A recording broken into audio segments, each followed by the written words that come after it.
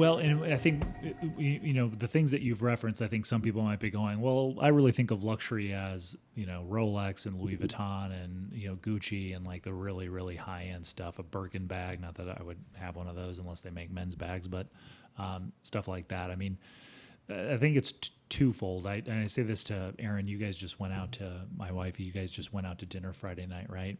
And I sit there and I go, I'll tell my wife when it comes to dining out, like I really appreciate more luxurious restaurant experiences. Holy cow, dude, too. I know. Like we haven't talked about that yet. Well, maybe in the after show. But I think my wife, who just has such a good,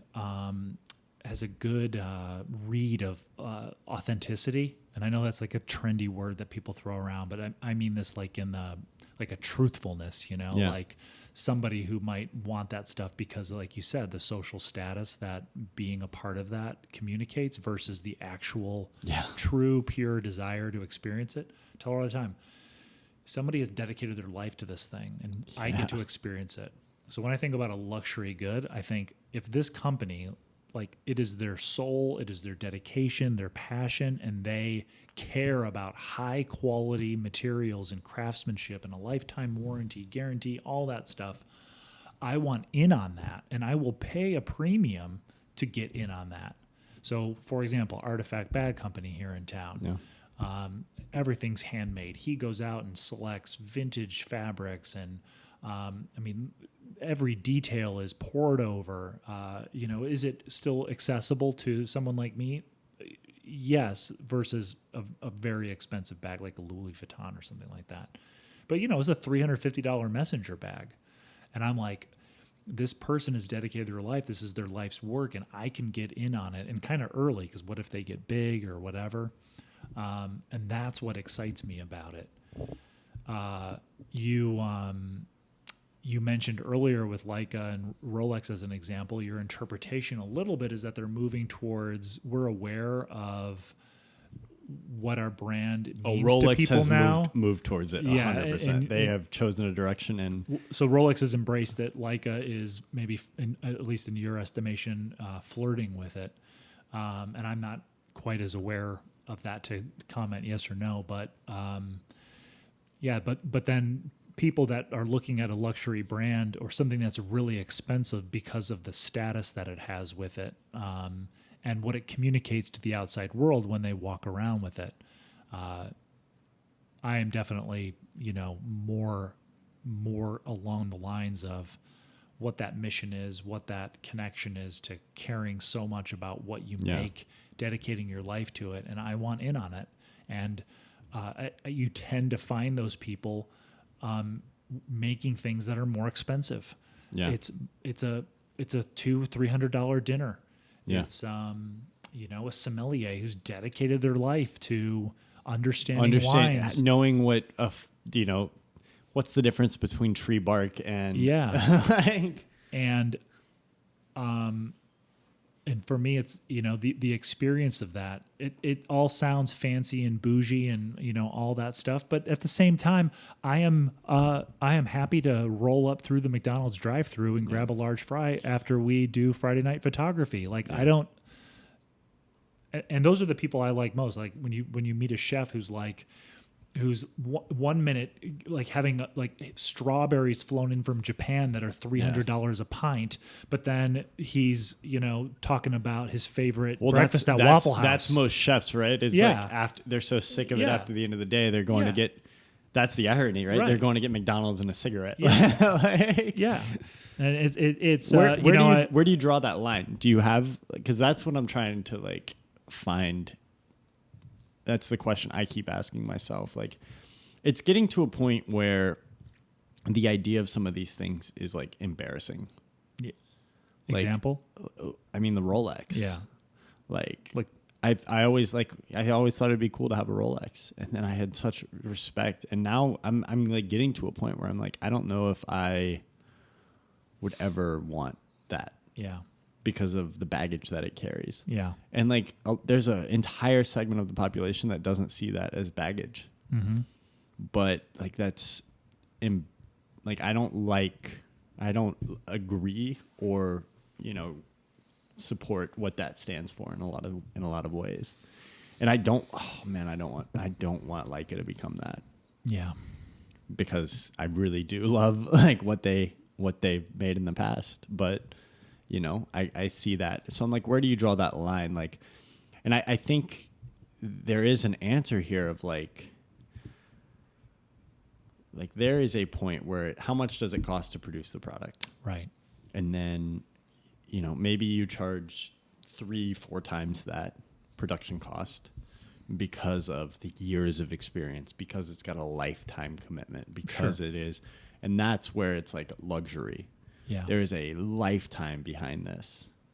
And it's like, okay, that's, you know, the last couple episodes we've been drinking like whiskeys. Yeah, right. And it's like some of the best ones are kind of in that middle range where it's like, it's not the cheapest, but it's not a Macallan 35. It's not $30,000. It's exactly. It's not, and it's not even like, you know, $200 a bottle or something. It's like, yeah, you got $50 to $70 a bottle or something. Yeah. And it's like, so you've got the decades or centuries of experience, whatever, but it's, you know, so yeah, where does that line? I think it's, and I'm trying to find this out myself. I don't to me, have it's an just answer. a gut check. It's almost on a case by case basis. I love what you said about Aaron of just authenticity check. Yeah. Because we went to this bagel place. What was it called? I almost want to give it a shout out because it's so good. But Bruegger's? No. Bruegger's is great. Love Bruegger's, but it's an Omaha place. Oh, okay. It's like the old bin school or one. something. Yeah. Oh my god. They've been around forever. And their place is just straight. Like they haven't changed it. That's exactly right. Like, okay, so some of my favorite coffee shops I've ever been in are like, I don't know why. Yeah. They're typically on the West Coast. Yep. Northern California, Seattle area. Mm-hmm. But you go in and you feel like you're stepping into the 90s. Yeah. But not. It's not a nostalgia thing. No, right. If anything, it's just Blue Line gives me this vibe. Yeah. Blue Line's all good. they give a shit about is just how can we have a good quality product, keep things, and it's like completely itself. They're not precious about it. They're not trying to be anything. They're completely perfectly themselves. Yeah. We went to this bagel place and like, yeah, you spend like $15 on a breakfast and, you know, we sit down, unlimited coffee refills, and we hung out for an hour and a half. Yeah. And it's just perfect. Yep. And that to me is just as great of an experience as going to, you know, the restaurant the night before and having this meal by this chef who is committed their entire life, because both of these are it's a product of somebody who's committed their entire life, and they're not trying to be, it's great when you feel like they're not trying to pull something off. Like, I think they're not trying to pull something. They're not trying to, and it's not coming from ego. You. Yeah. There's something about it where it's just this is what I do and here it is.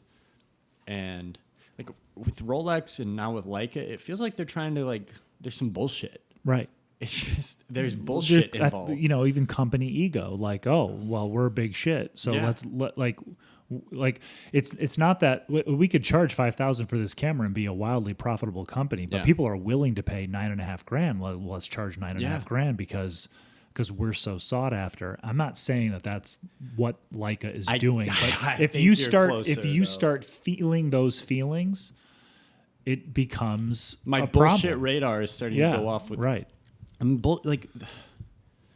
It is, the value is just what somebody's willing to pay or what somebody's willing to give. Like, that is what value is. So you can't really make an argument in that because there's a market out there. Yeah. But I don't know. Just like, cut the shit. Right. Be yourself. Yeah. Like, what is the product? Yeah. Like, the bagel place isn't trying to be, right. Oh, we need modern furniture. And it's just perfect. Mm-hmm. And, you know, that was the first time we'd been there. We felt like we discovered a hidden gem. Yeah. Unbelievable. Like, we're going to go back over and over and over. And they were perfectly themselves. There's plenty of restaurants in town that we go to, and I'm just like, okay. Like, they were trying to just bullshit. And most of that stuff goes away eventually. But that's kind of where I draw the line of like artifact bags. They're just trying to make great bags. Yep. You sell them for as much as they need to be sold for. Yeah. because you got to have a profit. You have to have a profitable company. Right. You're trying to run a business, but there's not a lot of bullshit. It had been a golden afternoon, and I remember having the familiar conviction that life was beginning over again with the summer.